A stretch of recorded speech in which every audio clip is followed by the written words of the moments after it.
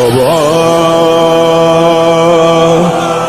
یه گوشه خواب بودم خیلی آروم، ولی پیچید تو گوشم صداشو نمی بردن اگه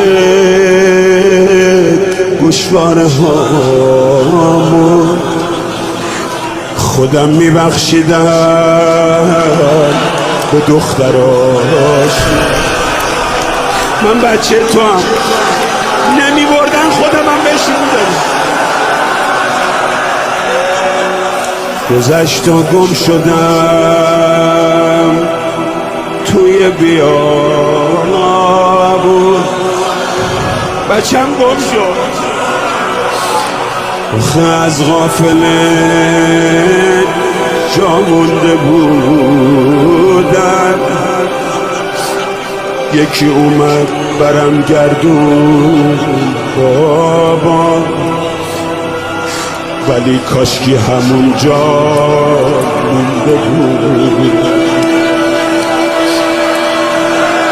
بابا بد اخلاقن چقدر